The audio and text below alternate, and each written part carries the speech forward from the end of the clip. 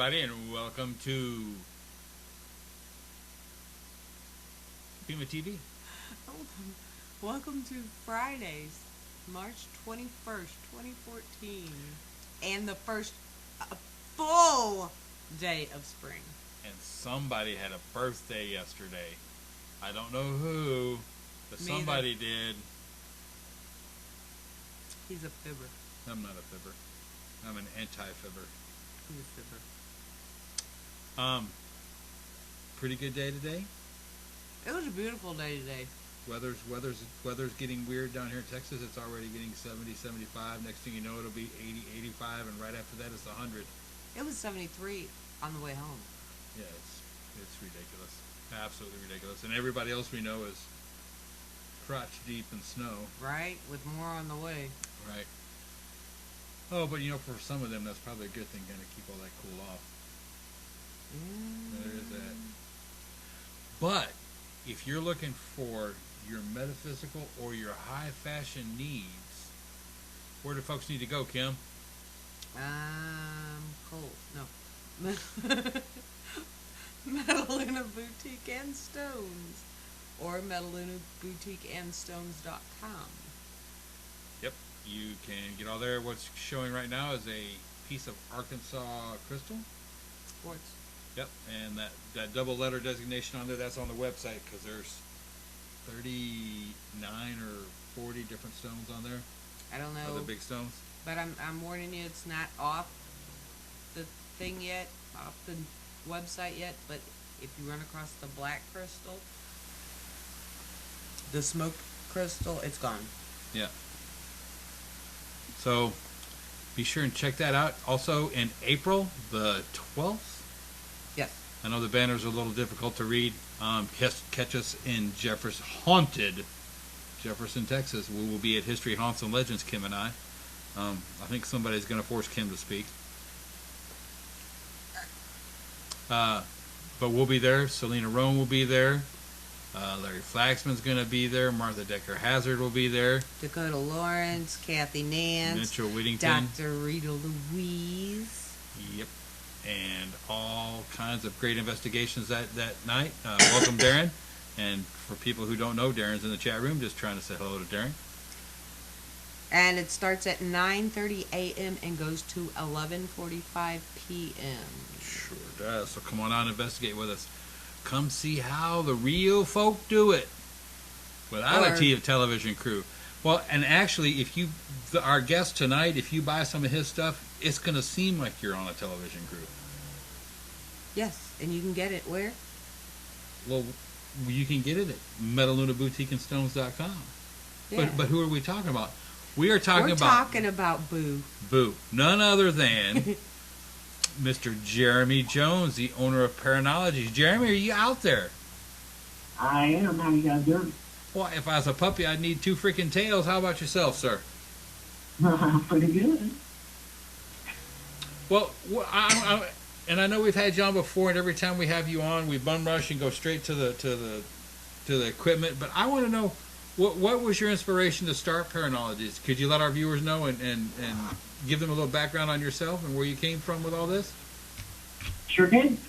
So I've had a paranormal team since '97, and it's titled Texas Paranormal Investigations. Very simple. Reason I did that is, so people could easily find me on the web. Part of the reason I'm out there is trying to help people out. So we do cover the entire state of Texas. Now back then, of course, all we had was digital recorders and handheld cams and things like that. So as I started doing investigations, things started popping up like, well, I wish I had this and this and this. And so for every investigation, I would try to design something new to help aid these families, to getting them new answers that they seek. Now, I went to school to be an electrical engineer, so that also helped. I worked in engineering job for about 12 years. So, that background, along with always being fascinated with the paranormal world, those two just kind of blended together and helped me make some of the creations that you see nowadays. That's awesome. When you get what was the hardest part? I mean, because I know a lot of people, much like yourself, there's a lot of people out there that have ideas and stuff. But just if you don't mind, speak to a little bit. How hard is it to be in business like this? It's a struggle, isn't it? It's very much a struggle. Matter of fact, my voice is probably 2 octaves deeper than what it usually is because I've been up, almost all night working, and this has been an ongoing thing. As I started developing these things, I didn't have them for sale. They were mainly just to, help out families, like I said. But then I would go to conventions and start bringing my creations to, public investigations, and people were like, "Oh, do you sell this?" I'm like, "No, no, no."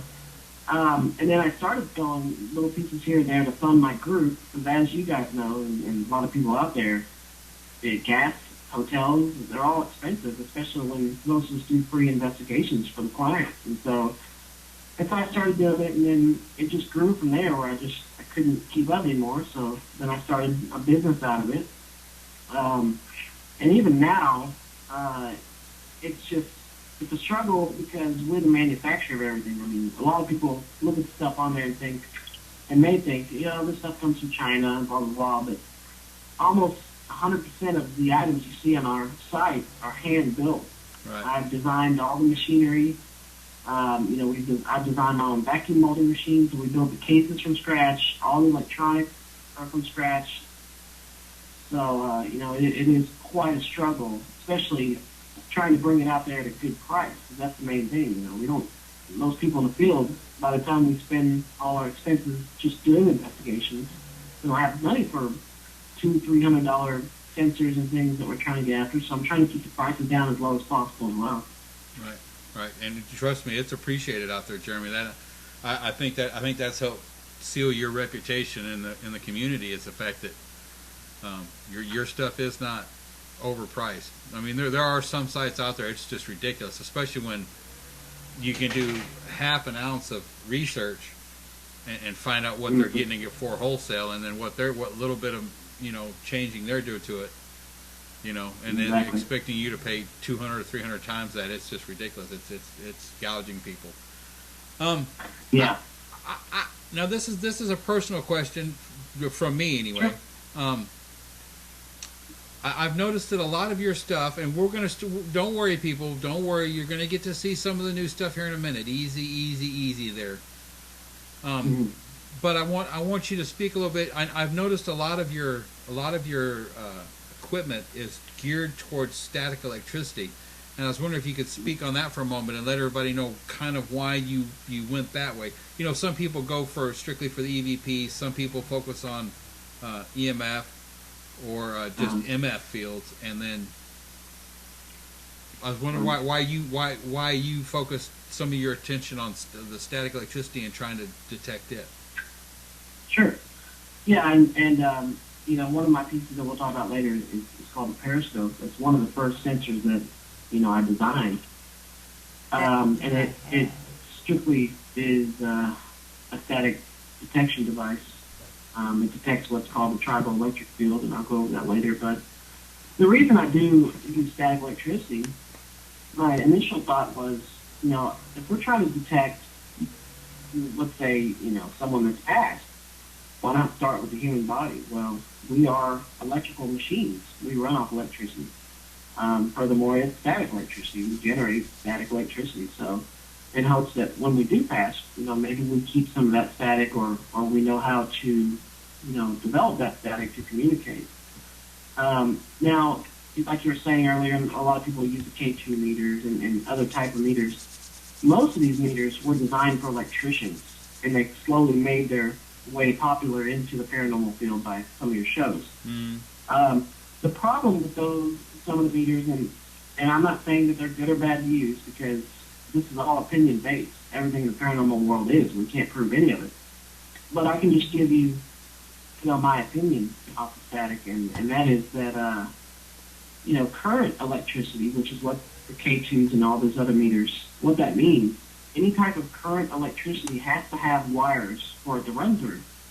Meaning, electrical wires of the overhead, or wiring in your house, etc.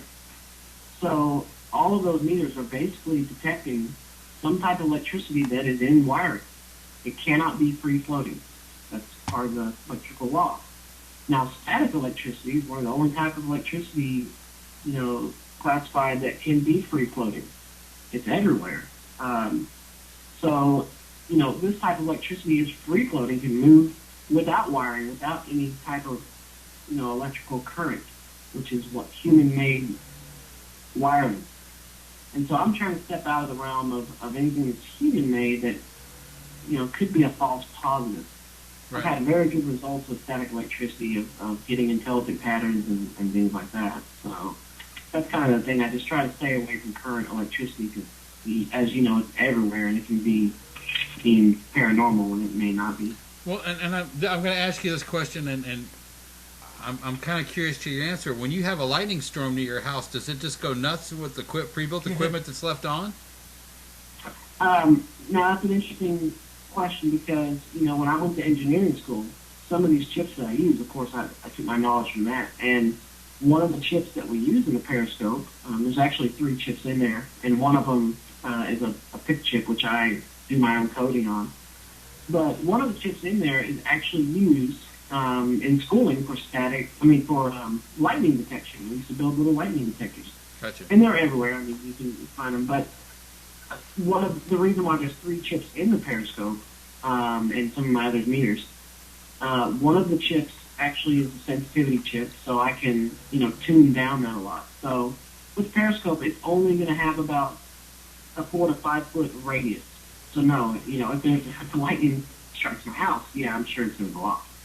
But like I said, with any meter, you want to use some type of questioning where it'll look intelligent to you. You don't want to just say, hey, you hear it goes off. Oh, wow, it goes.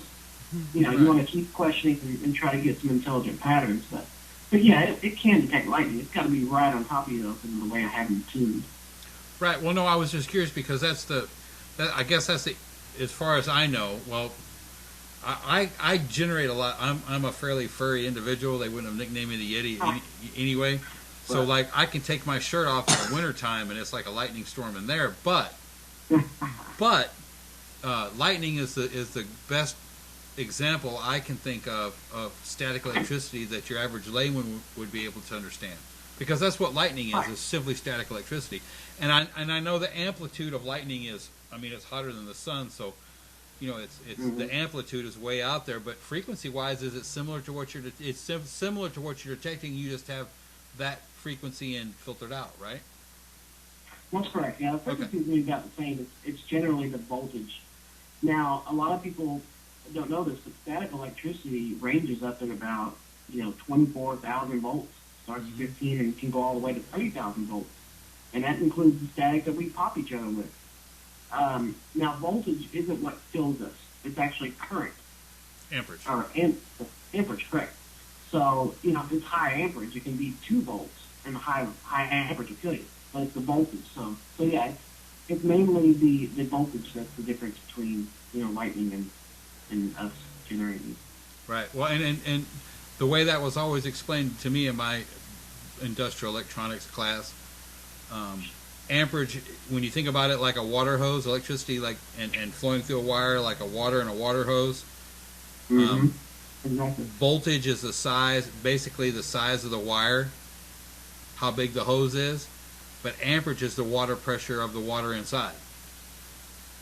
Yeah, correct. That was the way it was always explained to me. In case anybody's confused about that, because some people when you start talking about voltage and amperage, people kind of turn off, and it's a very important concept that they need to understand. Huh?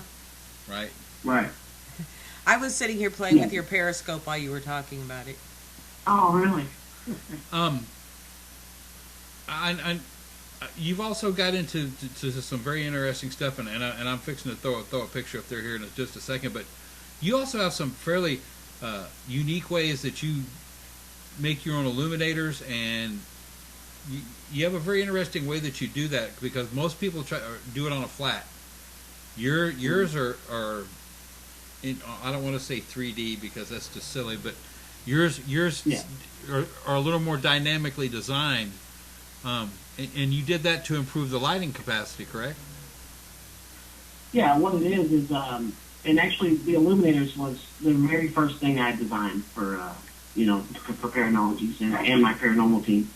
The reason why is because, with those handy cams, especially the older ones, you have one or two LEDs and they're forward facing and you get this huge halo. And everything beyond that halo is just black. So you could have something come beside you and you didn't see it. So I got to thinking, okay, I'm going to need to, make some type of IR floodlight. And so I designed them on a sphere and basically a half dome. And then also we manufactured the LEDs here to where they're rounded, which also floods it a little bit better. And then we polish them. We do all that by hand as well. But the point here is we want to get the best quality footage, there is. A lot of people get on there and say, well, it's not as bright, and so it's not better. Well, that's true. It's not as bright as some of the other illuminators. I mean, I can make an illuminator that would blow a CCD chip in the camera if I wanted to. Right. But that's not the point. It's not about being bright. It's about being, high quality footage where everything looks the same amount of light. Well, and you don't want it blinding to begin with. You want it to catch your attention, not the people down the street. Exactly, yeah. Yeah. Well, let's stop letting these people chomp at the bit, Jeremy. The first picture I got up there, I put up a picture of your orbiting panoptic camera. Why don't you tell us a little bit about that? Okay, cool. Yeah, so the orbiting panoptic, I came up with that camera mainly because I was tired of running wires. When we do our investigations, the standard way is having a DVR system and running your cameras and wiring to all of it. And 2 hours later, you could have caught all this footage, but you're still setting up. So with these orbital panoptics, they are what they call IP cameras, and all that means is they run through Wi-Fi. They are a digital camera. They're not analog. Most of your security cameras out there that people use for investigating are analog, so they're measured in TV lines, not megapixels. So these are actually digital cameras, and they rotate 360 degrees and up and down. But the cool part about them is you can run, up to 64 cameras on one screen if you wanted to, all wirelessly. And they are ran off 4 AA's. They last 2 hours, so if you really wanted to, you could set up 64 cameras out there and have them all recording to one source, if you have a big enough hard drive, that is. But, the only thing you have to have with these is you would have to take a wireless router with you because the router is what connects them all. They do not have to have internet connection, so all you have to do is take the wireless router with you, plug it in the wall, and then put your cameras out and turn them on, and you're done. You're set up. Nice. And then take the router into your DVR setup? No, actually, these cameras, it comes with 2 programs. One of them works off your laptop, so you just load the laptop software, and that's your DVR. The other one, actually, you can download off Google Play Store or the Apple Store, and you can view them all on your cell phone. There is a handy feature on this. With your cell phone, you can actually communicate through your cell phone to all of the cameras like a walkie-talkie. So let's say, you have someone in another room and you want the, flashlight or something. You just pick that camera, press the microphone button, say, hey, I need that flashlight, and they'll say, okay. Nice. So they all have a walkie-talkie feature as well. Nice. That is very cool. Because how many times have we forgot the walkie-talkies? Right, and once again, like you said, the quicker you can set up, the quicker you can get going, the better off. Basically, the better off you are, really. Yeah, I mean, that's the whole point is to get investigated. There's been times where I've spent 4 hours on setup that should have taken an hour, but you have a bad cable, bad camera, you got to do troubleshooting, and it's a pain. Yeah. Well, and then one other thing I'm like. And then you have the teardown, which takes almost exactly as long. So this is just like bam, bam. Yeah. Another thing that's cool about them, some people out there that know about IP cameras, usually with IP cameras that run through the internet and routers and things, you have to go in there and do what's called port forwarding, and it's a real pain. And you have to do it for each individual camera. Well, these are port forwarding free. Basically, when you get the camera, there's a QR code on the box. You load your software, and And when you load the software, your camera app will open. It'll ask you to take a picture of the QR code, and it configures itself immediately. So you can literally, out of the box, have these things configured through your router in 2 or 3 minutes. So it's tectard proof. I could actually put it up. Probably. That's a good thing. Well, and Jeremy, okay, now I'm gonna throw this out there, and I've already heard you speak on this, but I would like our viewers to hear your thoughts on this. Okay. Wireless, the whole wireless ability, doesn't that pick up CB signals and radio signals, and can't people manipulate that? Right. These are all things Yeah, I've heard from cynics. Yeah. Now, our wireless signals have gotten a lot better than they used to be, especially 3 or 4 years ago when everything was running off 2.4 gigahertz, just like our cell phones, everything that we have around the house. 2.4 is a big signal, baby mamas, etc. We've now gone up into 5.8 gigahertz, which, now that's kind of becoming flooded as well. But the cool thing about these cameras is they're digitally encoded. So that's how you're able to have 64 cameras on one screen, because it's digitally encoded. So it's much harder. I'm not saying you can't get interference because it is wireless, like you said, but the interference is cut probably 75% compared to a normal 5.8 gigahertz camera. Right. You're going to have a lot less of it. Now, keep in mind, you can kind of do your own interpretation if you have interference. If it's answering your questions, then obviously that's not interference. But if it is something rogue that sounds like a radio signal, you can come up with your own conclusion on that. Right. Okay. Well, I mean, that was just questions I knew people always ask that, and I'm glad you can speak on it, because there's some of this stuff I may be technologically inclined, but this gets leaps and bounds above my head pretty quick. And I would like to mention that my birthday was yesterday. Happy birthday. No, that was a hint, Jeremy. Subtle like a freight train, ain't she? All right, well, this let's go ahead, and I'm going to put this up, and I want you to talk on this. This is actually your newest form of the periscope. It's the periscope plasma, correct? Yes. And would you tell folks how the origins of this device and what it detects? Okay. All right. So the plasma, like I said, is our new periscope. It has a little bit different display, so we're trying to, with all our sensors, we like them to show up very bright on screen. That's the point. You want to catch them visually, so you can show your clients or whatever. So we designed a new.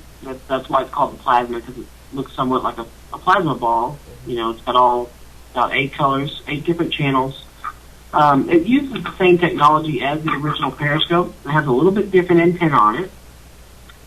We also are using 2 9-volt batteries. We're testing those out now instead of the 4 AA's that we used to use for all of our equipment. But you can run it off a single 9-volt if you want, or stack them and you'll get longer life. It's basically just a different visual look for the periscope. We've had that periscope for 6 years now and haven't really changed the design of it at all. The first year we started changing it. It's been a pretty good success. Yeah, I mean, why you don't if it works, don't fix it. This is the original right here. Yep. I guess let's move on. The next thing I'm going to throw up there and let you talk on this, because a lot of people don't know that you make this, and that is your spectral observatory kit. Right. And there's really there's no other way to explain this other than this is like a DVR in a box. Exactly, yeah. This goes along the lines of what I was talking about earlier, of fast setup. I came up with this before the orbital panoptic. These can go wireless, but what this is just like you said, it's a DVR in a box, but it's all pre-wired. It has a screen already in there. It has a wireless transmitter in there, so you're able to have wireless headphones and listen live into each camera while you're doing your investigating. So maybe you have some investigators out during the EVP session. You can have somebody sitting there and joining in on the EVP session from the command center. It comes, you can buy it with just the DVR if you have your own cameras, or we sell 2 different style cameras with it. But it's a great, it still requires running wires, but it's a much faster solution. As far as you just open this up, plug it in, and run your signal to your cameras, and you're done. Yeah, for those of you who don't have your own DVR system, you have to have power that goes to each camera. With some cameras, you have to have external power, and a lot of people don't know that. They think you just buy this stuff and it all is universal, and they don't quite understand how big a time saver and how huge it is. The fact that you've already done all that for them, and all they really do have to do is plug it in and go. Right. And then you have, most of the wiring that comes with those other DVR systems are so thin that by the time the signal reaches the DVR, you're going to get lines in the screen. And, rarely do DVR systems even have audio. This has 4 channels of audio. And the wiring I supply are very thick coaxial RCA cables, so the signal is going to be optimal. You're not going to have any humming in the audio and lines in the video. So it's set up for quality. Right. And I will say this: all the equipment that I've seen that you produce, that's a good word for it, is quality. Because I've seen people that have dropped some stuff accidentally, and it's like a Timex. It takes a licking and just keeps on ticking. I didn't drop it. No, I know. I didn't say you. I said people. I know, but when you it's usually me. I didn't drop it, Jeremy. I promise. Well, if the shoe fits, lace it up. I didn't drop it. All right, Jeremy. Well, I want to say, if it does drop, since we're the manufacturer, we can fix it pretty easily. Yeah. I know the guy who makes them. Yeah. And just so make sure everybody knows, you can also go to Metaluna Boutiques and Stones. We do have, except for some of these newer items, we do have your full catalog available through the store too, so they can go there too, or Selena. But we love Selena, but we would rather have you go to MetalunaBoutiqueandStones.com. Right. Yeah. Besides, you'll be able to catch me outside holding a sign. Yeah, that is true. You will. And Jeremy loves my ladybugs. Just saying. And grasshoppers. Okay, Jeremy, let's talk about the most prolific piece of equipment I know you buy, because everybody that has one, they won't let it go. They're going to have to pry it from their cold dead hands. Let's talk a little bit about your panoramic Tricam, because this is the second version of this, correct? This is probably, as far as design speaking, it's probably about the 5th version. But electronics have pretty much stayed the same, just because, like you said earlier, don't fix the electronics. There's nothing wrong with them. Right. But I started out with this thing probably about 6 or 7 years ago, and the whole point behind this was, I'll tell you a quick story. We used to use digital recorders, like I said, and we'd leave one in every room, and I got an EVP one time that I would play to all my team members, and we were about to do a reveal for my client, and everyone I showed said, yeah, it says, I'm going to kill you. And I'm like, oh my gosh, how can I present this to my client? I'm trying to calm them down, and I'm going to have to do it, though. So before I did that, I decided to check all my digital recorders. It took forever, and finally, I'm time-stamped them all, and I found the original recorder where this came from, and all it was one of my team members saying something totally different. But by the time it reached this back recorder in the other room, it sounded like, I'm going to kill you. Right. So luckily, I found this, and I'm like, oh, thank God I've been shown. So I needed to change the way I investigated, and that's what I did with this camera. This camera has, it's a panoramic camera, so what that means is you have 2 cameras up front, but you have 180 degrees of footage that's not wide angle and distorted. It's 2 cameras lined up as one. And then you also have a camera on the operator. The point behind this is, if you do get an EVP, everybody is in the frame. You can see, if you do get an EVP, you can tell that, okay, it didn't come from them or the camera operator. So it's more validity I can show my client that, hey, this is probably a real EVP. And like folks can see, this also comes with, it's got 2 illuminators on the front. I'm assuming IR illuminators? Right, you can get those in IR or UV because the cameras that are in there are wide spectrum. I don't really like using the term full spectrum because, when people think full spectrum, you're thinking deep UV and deep IR. Well, that requires a huge computer system and a lot of things to run an actual full spectrum camera. It would be upwards of $10,000 to $20,000. Now, I use wide spectrum because you're basically taking the widest spectrum you can from the CCD chip of that camera, of what it can produce.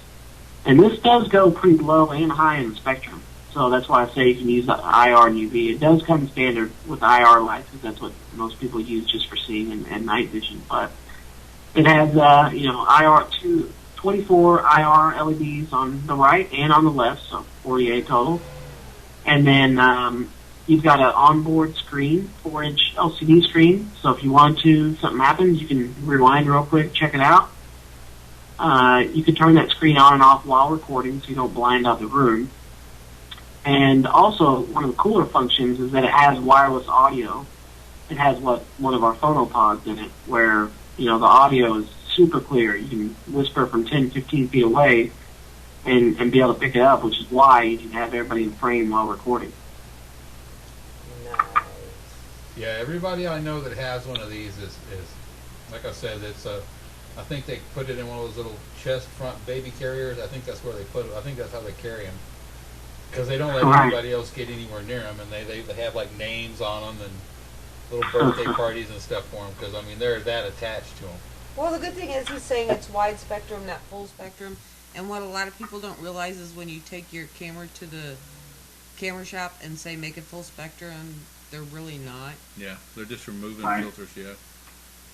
Right. Yeah. Exactly.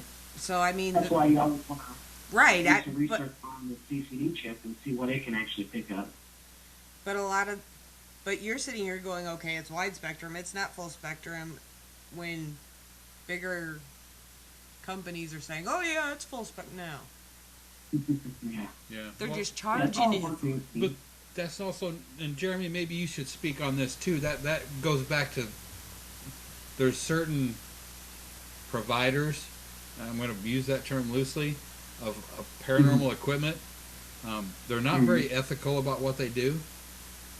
And they don't fully describe what they do, or they try to make it flashy to the point to where you won't look past the technical spec sheet. And that's an issue with some investigators too, is they don't understand how their equipment works. So, like a K2, great doorstop, holds open a window 6 inches perfectly. I would personally never use one on an investigation. I would rather trust a flashlight, which is also another very undependable way to communicate. But I would rather trust that than a K2, simply because I know the way a K2 is designed, it's not shielded. I don't want to say a lightning bug fart would set it off, but a lightning bug fart would probably set it off. Everything else does. So it's too undependable for me. Right. Well, and a lot of places will sell you anything. Jeremy, when was it? Shreveport.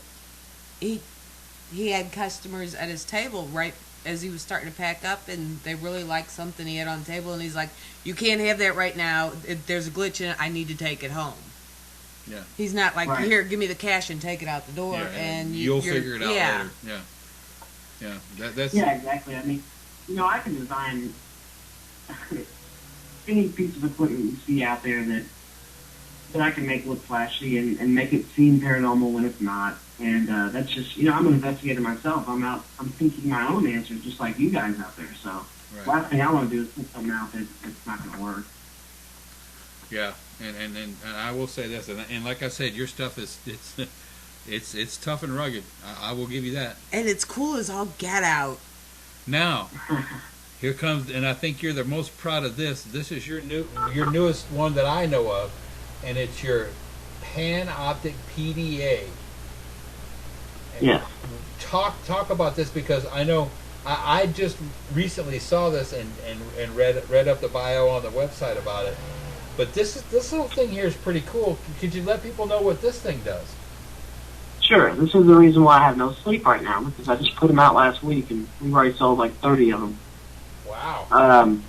Yeah, and literally they're really cool.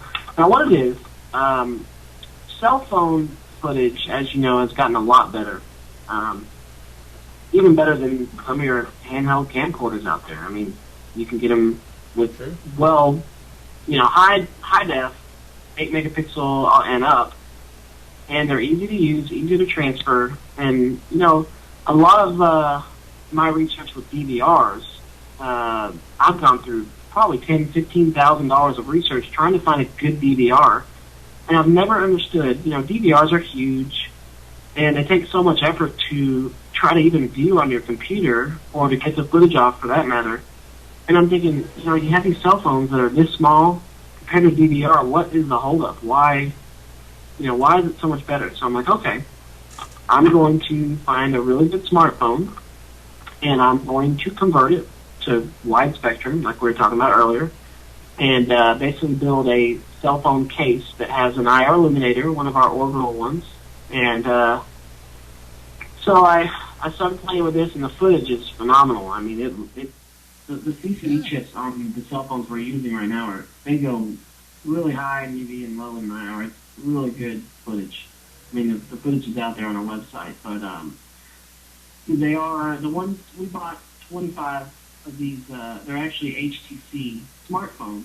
They're HTC Evos. They have an 8 megapixel camera, which a lot of people don't realize, but your highest definition that you can usually get with just your standard security camera is normally, if you compare that, it's hard to compare megapixels to TV lines, but if you compare that to megapixels, it's only about 2 to 3 megapixels.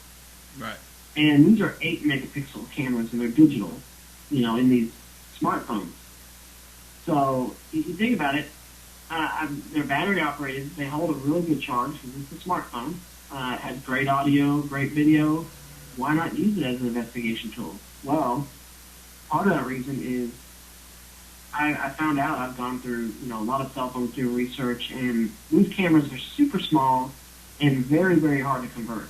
They're not like your standard, pop your lens off your camera and you have a wide spectrum camera.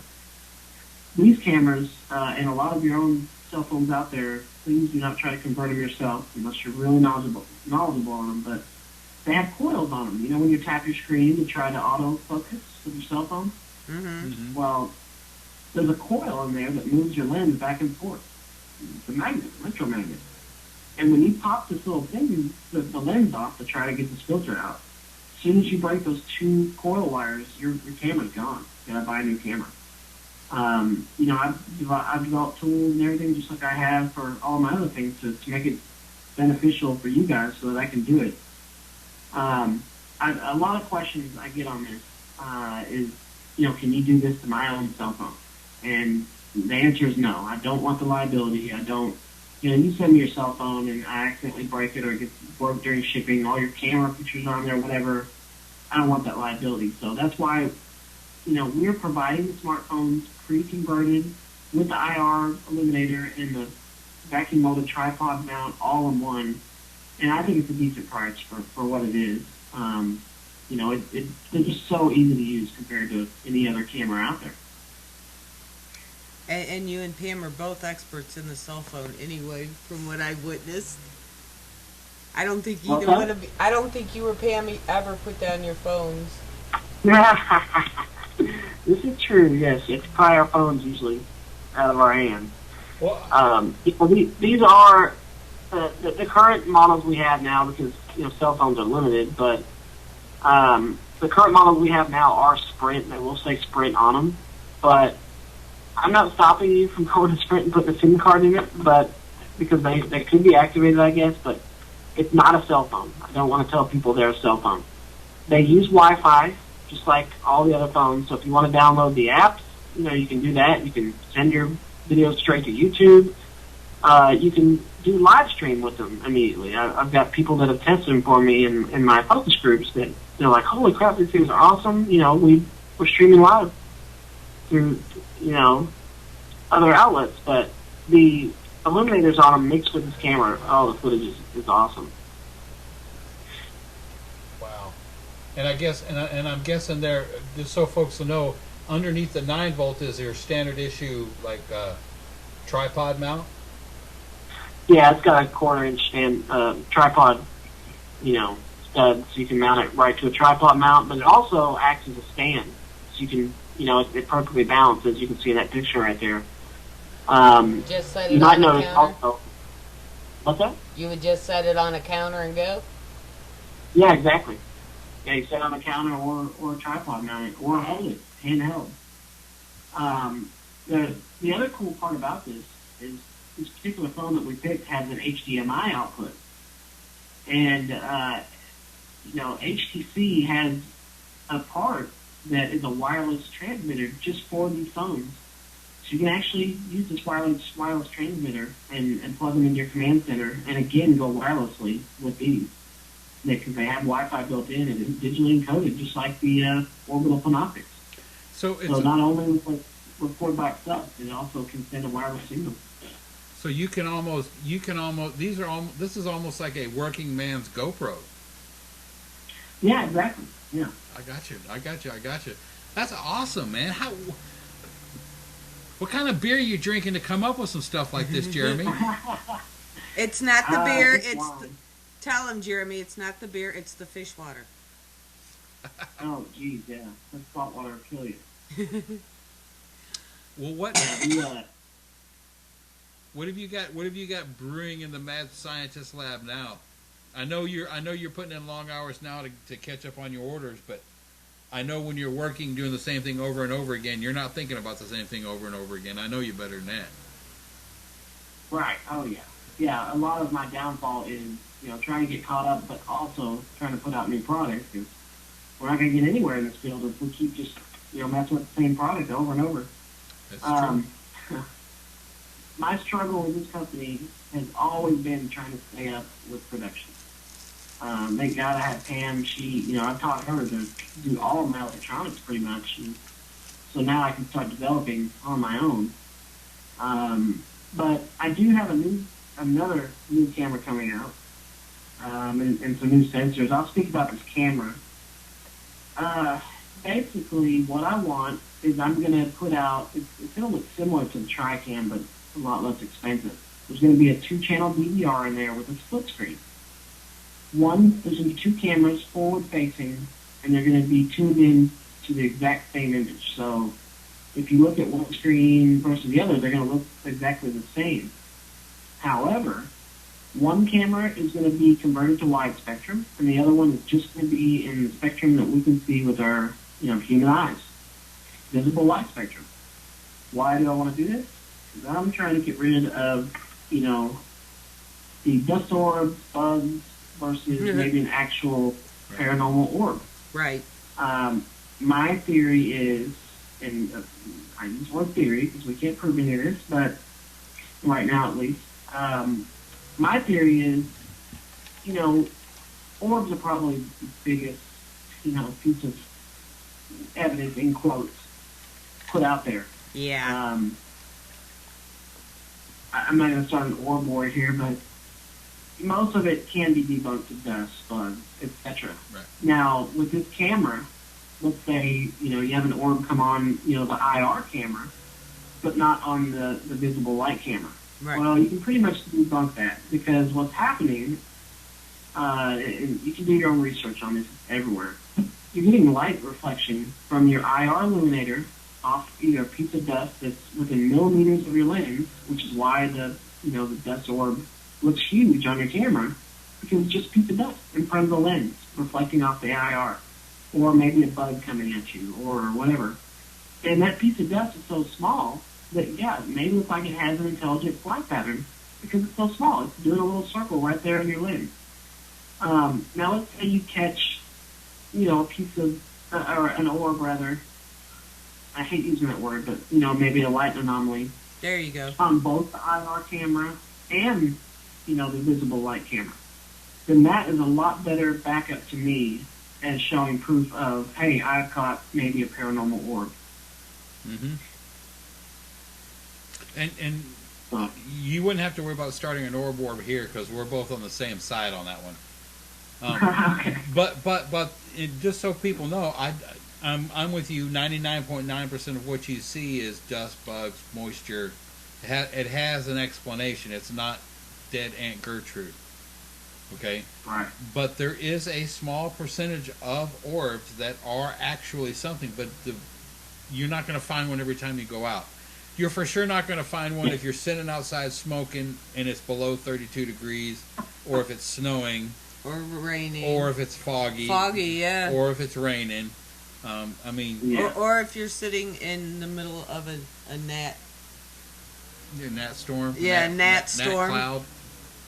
Matt Storm, that'll do it. Yeah. Yeah. So I mean, people Yeah. just need people just need to understand, and please, people, if you're going to post them, and you want people's opinions, don't be surprised when you get them. I can't. That never ceases to amaze me. How can you people be so mean? You ask opinion. You know. But there are ways of Yeah, giving I your thought- opinion without being rude about it. True, but still, don't be so thin. Don't be so thin-skinned, Yeah. folks. Yeah, it's a touchy subject, but I stopped sharing my opinion. I mean, I'm going to let the facts do the talking with this camera. Exactly. And, if you show me some footage on this camera, then I'll be, happy with that. I've been doing this for quite a long time, and I have 2 pieces of footage out since '97 that I could say is not a dust or a bug. It's a light anomaly of some type. I don't know why it's there. It's probably a natural occurrence that we can't, come to a conclusion with yet. Or it may be your dead aunt. Who knows? But, that just tells you out of, I don't know how many gigs of footage I have, but, I have 2 pieces. And that tells you how rare it is.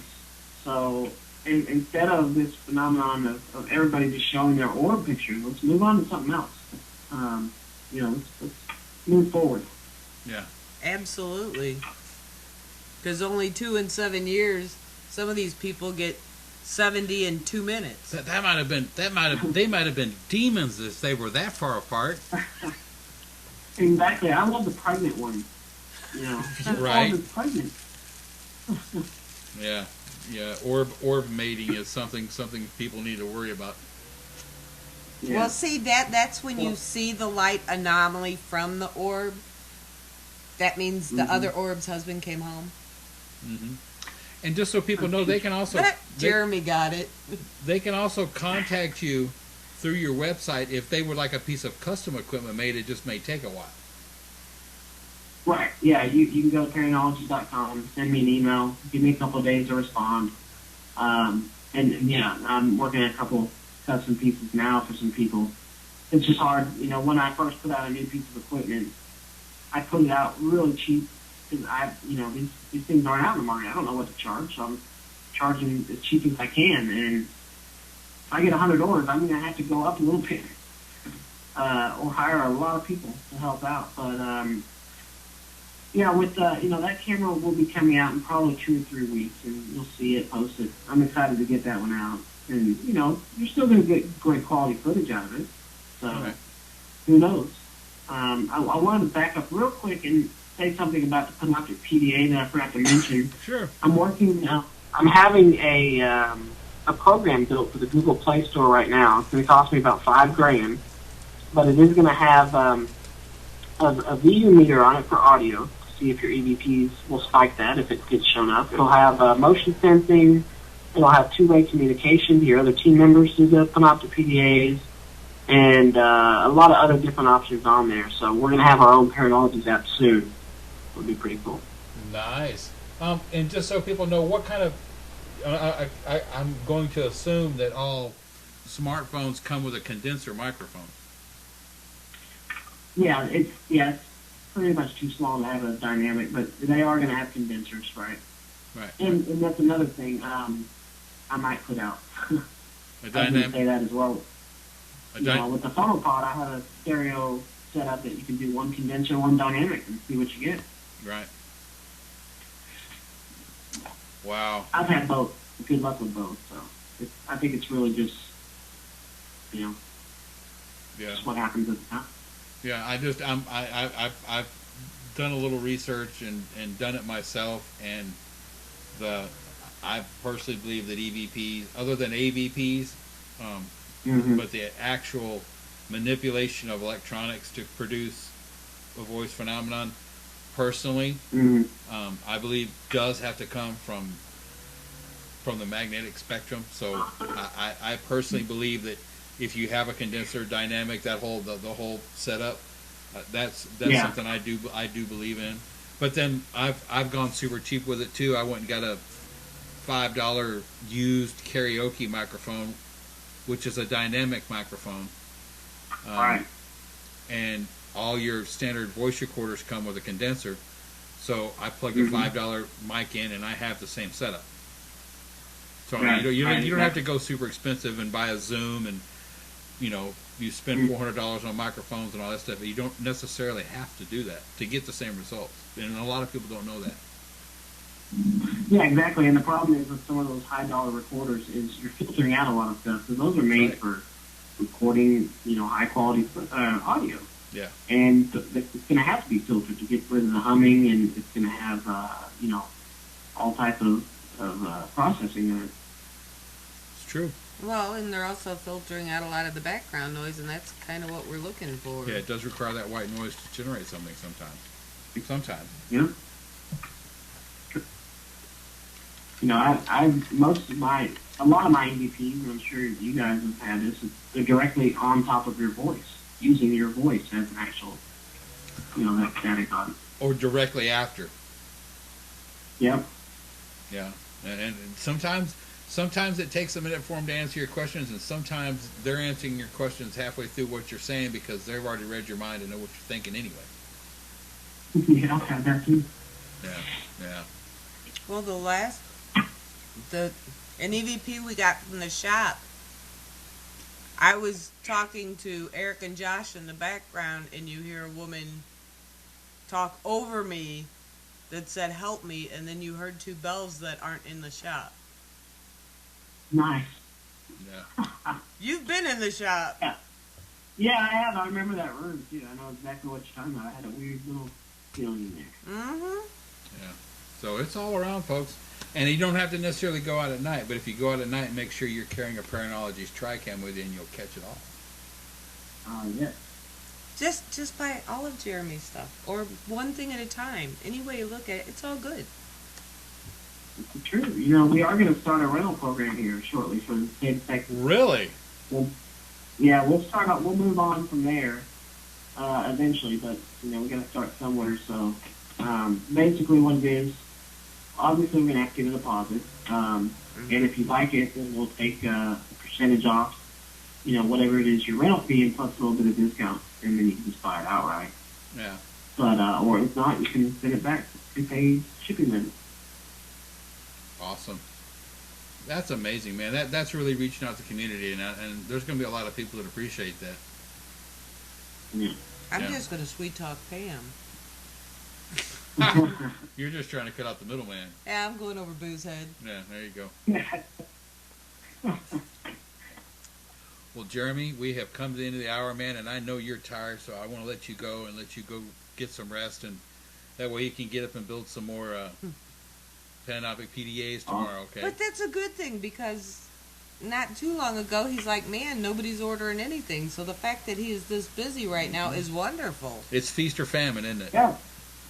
Yeah, this is great. I'm not complaining, but yeah, I'm enjoying it. Favorite coffee?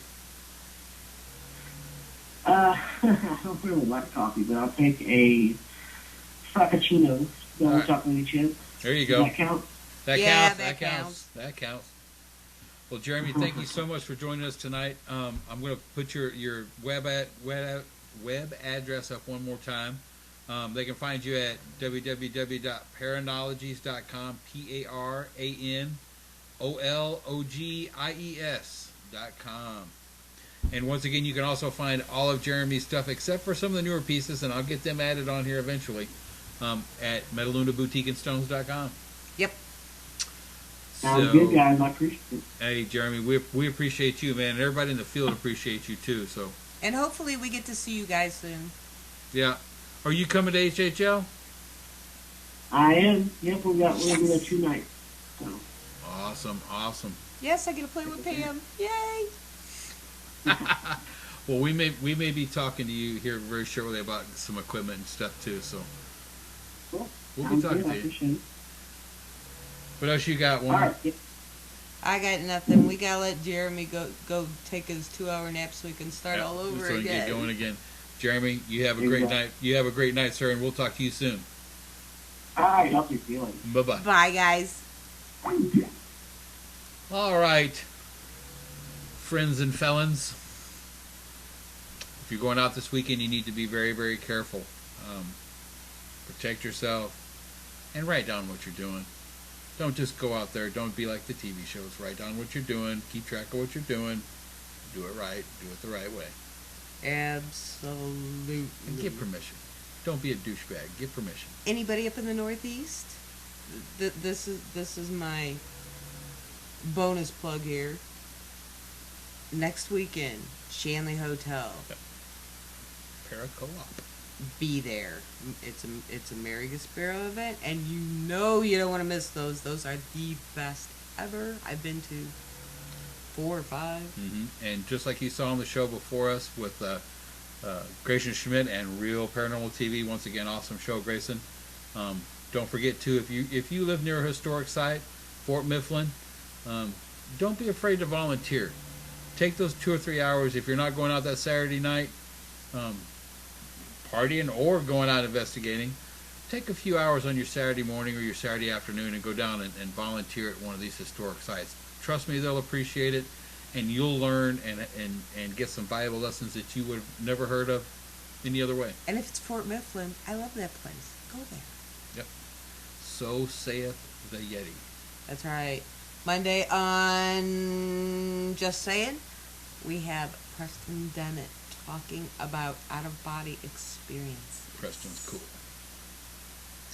And next Friday on PEMAtv, we are going to be having Tracy and Keith Ramsey.